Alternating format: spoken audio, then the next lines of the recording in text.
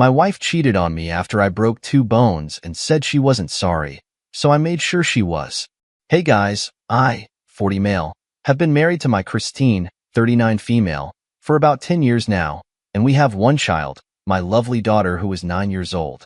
Like any marriage, we've had her ups and downs. A lot of downs, to be honest, but we come through everything fine. There's been no infidelity, but there has been a basis for trust issues. On both our parts, I will admit. However, in the last 2 years or so, I've done my best as a husband, and I think I've maintained a good record. My wife and I have a good life in the bedroom. We're getting older, but things haven't dropped off too significantly from back when we met.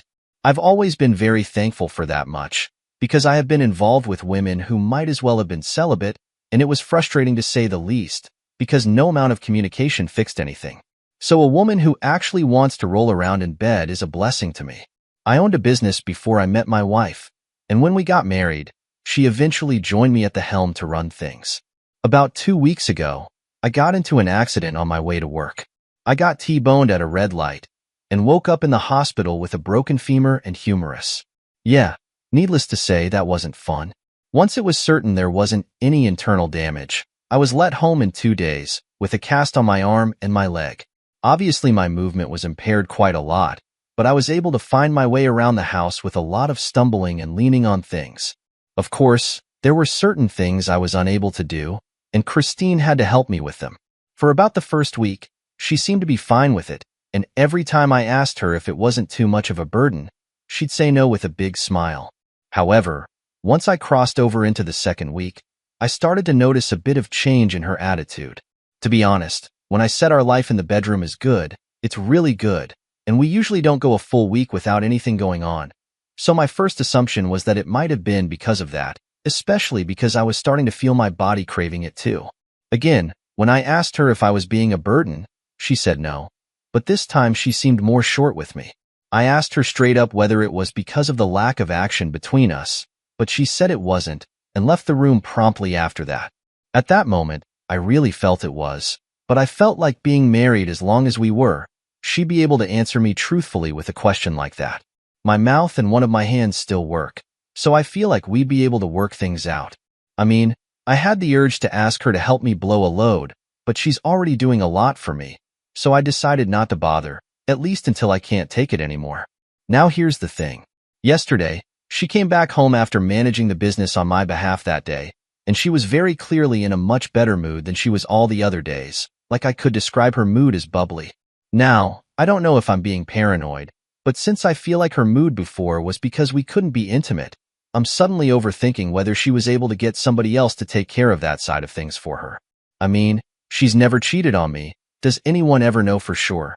And apart from that sudden change in her mood, I wouldn't have anything else to use to suspect her. But she could have had a massage or heard some good news. But talking to her, there didn't seem to be any obvious reason for her sudden happiness. So, before I do anything rash, not like I can with the way I am right now, I want to hear all of your opinions. Should I try and do some digging, or should I just assume that she was just happy for some other reason? I mean, I feel like I might be jumping to conclusions after such a long time knowing each other, but let me know what you all think, please. Update 1.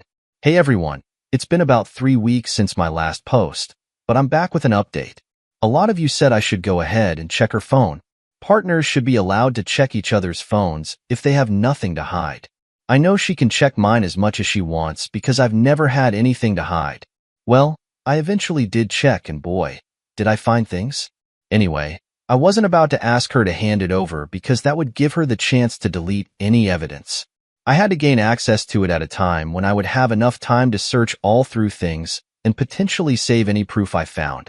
Just so you know, after that day when she was all happy, she slowly went back into a mood, and then just another day was all bubbly again. It was the third time that she came back all happy that I got my chance. She was chewing gum, but I was sure I could smell a slight scent of booze following her. She also didn't kiss me as she got back home, but she was happy. I think it might have been whatever she drank, but it didn't take long for her to fall asleep, and she left her phone right beside her in bed.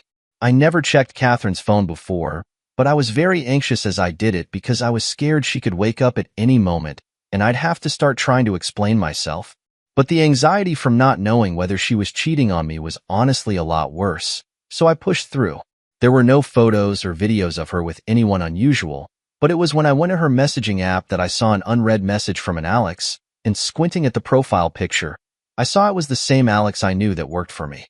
The thing is, this normally wouldn't have been an issue since she was manning the workspace at the moment, but the message was, "Gotten home," with a kiss emoji at the end. I opened the message immediately, despite the last one being on read, and I went through everything up until the point where I had the accident. Things were very formal until about a day before the day that my wife had come home all bubbly the first time. She had started flirting with her heavily, and she returned the energy. He must have gotten some kind of green light at work that day to come on strong. And so it just made it clear how little I knew while I was at home recovering. I noticed that on the 3 occasions that my wife had come back in a brighter mood, Alex always asked her if she had gotten home, but he never did that on other days. Between those days, there was some flirting here and there, but nothing extreme, though it might as well have been. I took several pictures with my phone and put her phone back. This was about 2 days ago, and I really don't know what to do. She didn't seem any different the next day, so I don't think she suspected I touched her phone, probably because she was tipsy, but I really don't know what to do. I have all the evidence I need to come to a very solid conclusion that my wife has cheated on me with my employee at least 3 times. But how do I proceed from here in a way that actually makes sense? Do I just say divorce and figure everything out from here? The thing is, I feel so hurt. We haven't had a super rosy marriage, but for the most part, it has been good. I've never seen a fear of mine, but after I have an accident, that's when she decides to cheat on me. I've struggled to act normal around her, but I really don't know if I can take it any longer. I need this to end, but I can't let it just end with a divorce. I need more than that. I need to feel satisfied. Please, I've been trying to think of things I can do, but my mind is failing to put 2 thoughts together.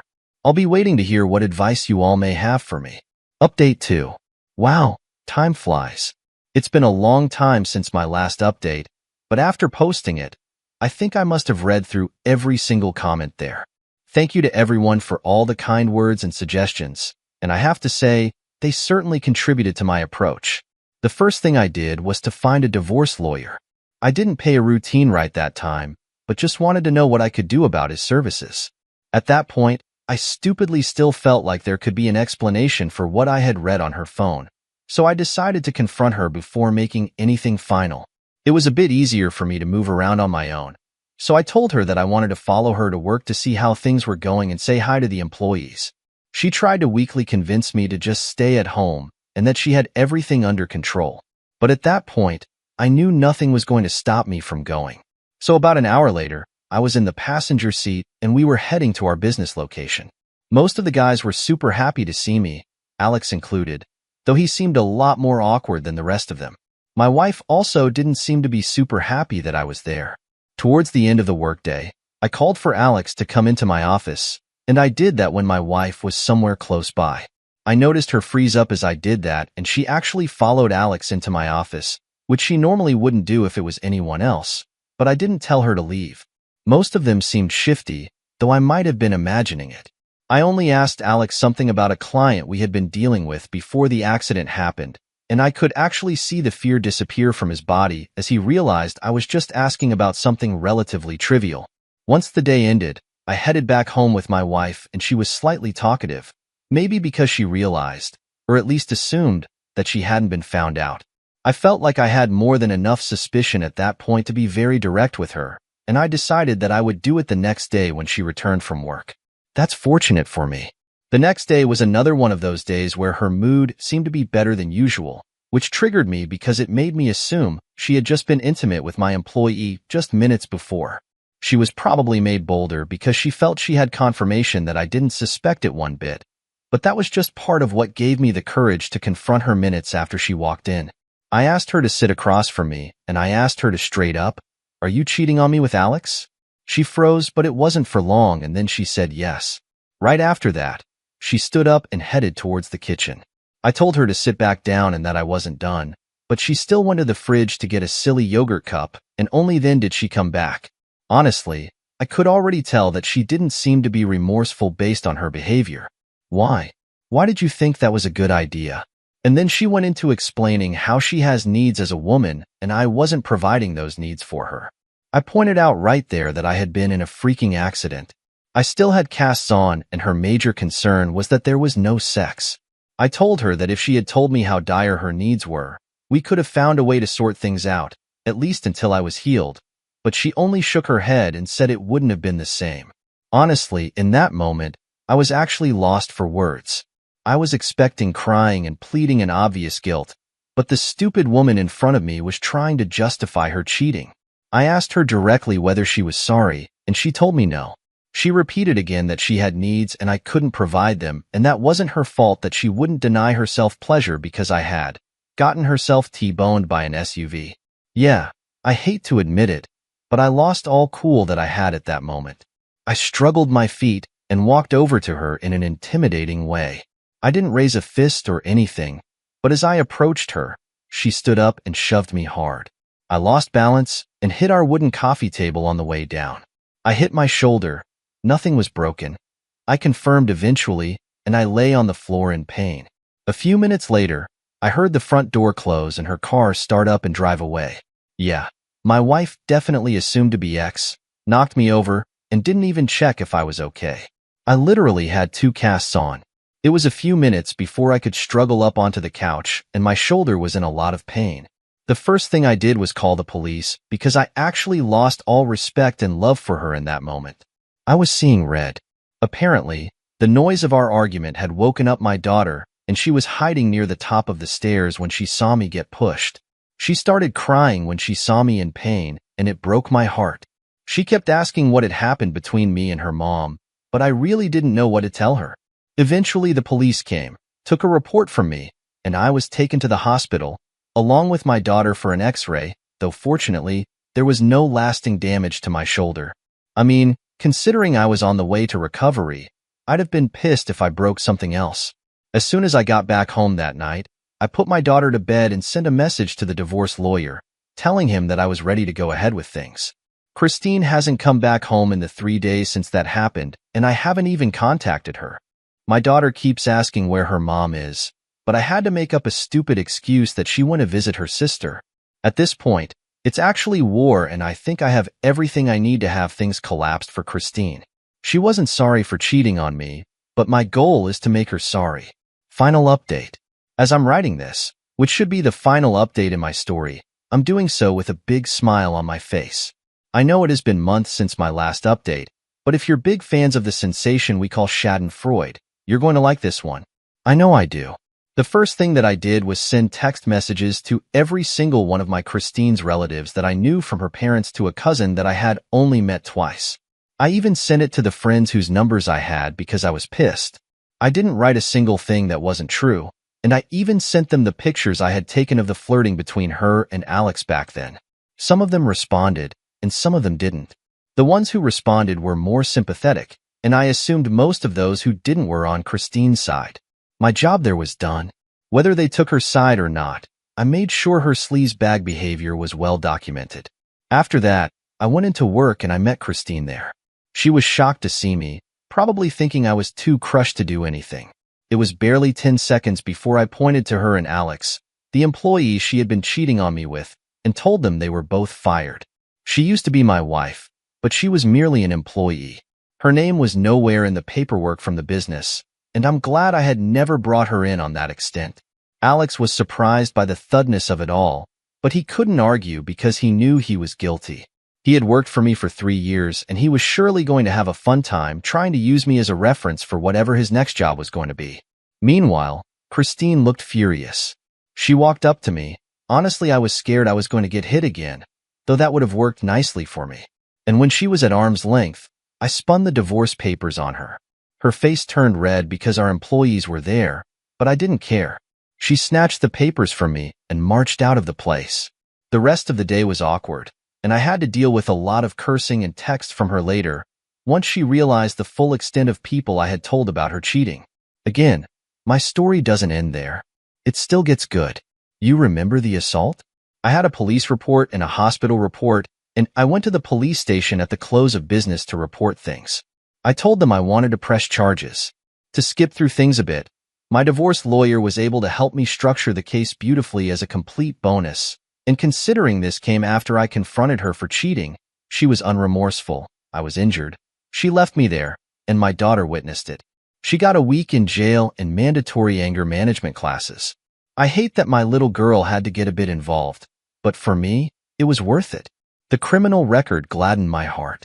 Then, we got to the actual divorce proceedings. These lasted a long time, especially because Christine was being extremely stubborn throughout the thing, but ultimately, it was a breeze, because there was way too much document proof of bad behavior on my ex-wife's part. I mean, she had assaulted me, which she didn't deny. She had cheated on me, which she didn't deny. And she was very clearly unremorseful about either one of them. My daughter had to see her father assaulted, and again, that killed me. Now, I did mess up by firing her before I finalized the divorce, so I do have to pay a manageable amount of alimony, but only for 5 years. She's not a part of the business I built from the ground up. I have custody of my daughter because her mother's ability to control her temper and not bring strange men around my daughter is in question, and I get to keep the house because, well, I've ruined my little girl. I got to expose my wife's behavior to all her friends and give her a shiny criminal record. I honestly didn't set out to do all this, but she made it work for me since she's just naturally a horrible person. I wish I had seen it earlier, but it is what it is. I'm just glad the story is over and my daughter is safe with me. Life goes on, and I'll try and rebuild eventually, but for now, I'm happy with the way things went, and I hope you all are too. Edit.